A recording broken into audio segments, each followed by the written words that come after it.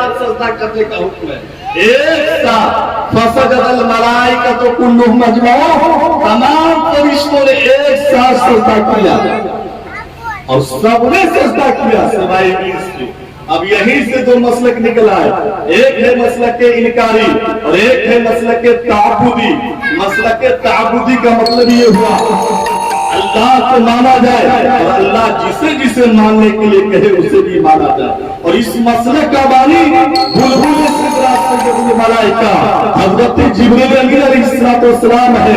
खुद हजरत जिब्रील अमीन ने इरशाद फरमाया, तल्लतुल अर्द मशारिकहा व मगारिबहा फलम अरा मिस्ल या मोहम्मद। हजरत जिब्रील अमीन ने अर्ज किया, या रसूलुल्लाह सल्लल्लाहु अलैहि वसल्लम, मैंने रूए ज़मीन के मशारिक व मगारिब को खंगाल कर देखा है, दुनिया का चप्पा चप्पा देखा है, दुनिया का गोशा गोशा देखा है, लेकिन आपकी तरह मैंने किसी को नहीं पाया। और यही बोले बुलबुल सिदा, चमने जहां के फाले सभी मैंने छान डाले, तेरे पाए का न पाया, तुझे हर दहे खुदाया।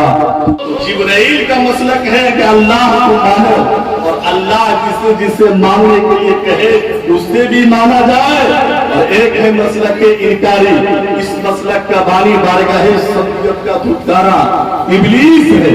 इब्लीस का मसलक है सिर्फ अल्लाह को मानो, अल्लाह के अलावा किसी और को मत मानो। तो हम लोग जिब्राइल वाले हैं, इब्लीस वाले नहीं है। इब्लीस वाले नहीं है, जिब्राइल वाले हैं।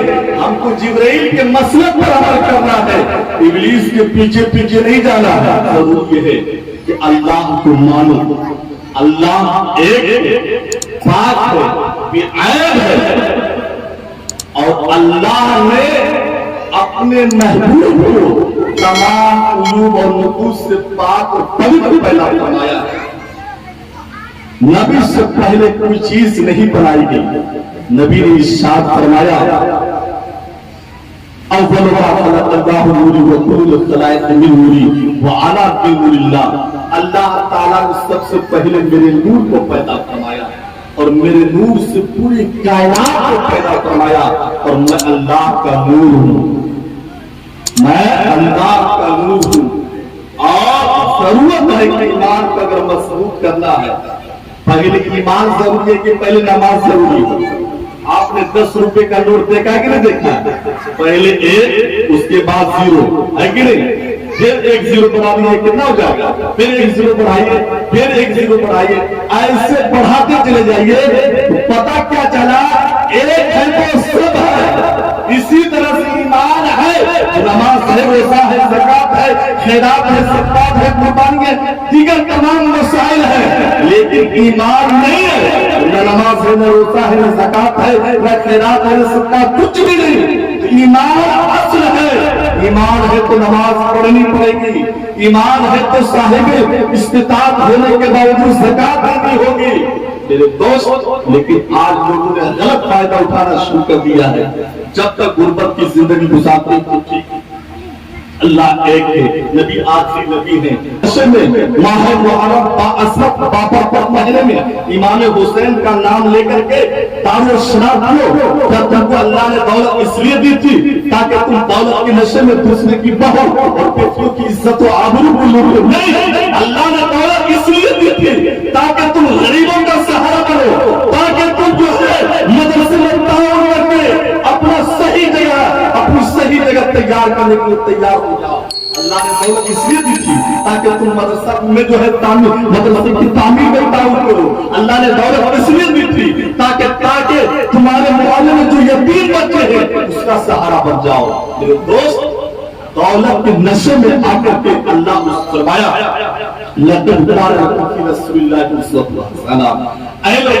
रसूलुल्लाह सल्लल्लाहु अलैहि वसल्लम की जिंदगी नमूने अमल कौन क्या कर रहा है, इससे आपको क्या मतलब? आप अपने बारे में सोचिए कि मैं क्या कर रहा हूं, है कि नहीं? लोग दूसरों के बारे में ज्यादा सोचते कि फला ऐसा कर रहा है, फला ऐसा हो रहा, सोचता कि नहीं सोचता? लेकिन एक बात याद रखिएगा कि आपके मरने के बाद अल्लाह आपसे आपके बारे में पूछेगा कि दूसरे के बारे में पूछेगा। बोलिए भाई, आपसे आपके बारे में पूछेगा, تو جب آپ کے بارے میں اللہ آپ سے پوچھے گا اور میرے مرنے کے بعد اللہ مجھ سے میرے بارے میں پوچھے گا، آپ کے بارے میں پوچھے گا، تو آپ دوسروں کی پوچھ میں کیوں لگے رہتے ہیں کہ کون کیا کرتا ہے؟ آپ کو اپنے بارے میں فکر کرنی چاہیے کہ میں کیا کر رہا ہوں، مجھے کہاں رہنا چاہیے، میں کیا کھا رہا ہوں۔ دوسروں کے پو میں ہرگز مت لگیے، آپ اپنی فکر کیجیے، اپنی فکر کیجیے۔ اللہ اچھی بات یاد رکھیے گا کہ آپ میرے بارے میں زندگی بھر پتہ لگاتے رہیے گا کہ مفتی صاحب کتنے گندے اور اچھے آدمی ہیں، تو آپ پتہ نہیں لگا سکتے ہیں، اور میں آپ کے بارے میں پتہ لگانا چاہوں کہ آپ کتنے اچھے اور خراب آدمی ہیں، تو زندگی میں آپ کے بارے میں پتہ نہیں لگا سکتا ہوں۔ آپ دوسروں کے بارے میں کیوں سوچتے ہیں؟ آپ کو اپنے بارے میں سوچنا چاہیے، دوسروں کے بارے میں سوچنا ہے۔ ایک بات میری یاد رکھیے گا میرے دوست، دسترخوان آپ کے گھر پر بچ جائے اور آپ کھانے کے لیے تیار ہو جائے اور اس دسترخوان پر عمدہ کھانے کا انتظام ہو، طرح طرح لذیذ کھانے کا انتظام ہو، بریانی بھی ہو، پلاؤ بھی ہو، گوشت بھی ہو، مچھلی بھی ہو، کباب بھی ہو، شامی کباب ہو، طرح طرح کا عمدہ کھانا آپ کے دسترخوان پر سج جائے اور آپ جب کھانے کے لیے شروع کریں بسم اللہ شریف پڑھ کر، تو آپ اپنے پلیٹ پر ہاتھ ڈالنے سے پہلے سوچیے، ارے میں اتنا اچھا کھانا کھا رہا ہوں، کہیں ایسا تو نہیں کہ میں جس محلے میں رہ رہا ہوں میرے پڑوس میں کوئی ایسا بھی آدمی ہے، کوئی ایسا بچہ بھی تو سو رہا ہوگا، کوئی ایسی عورت بھی بھوک سے محسوس کیا لیتی ہوں گی۔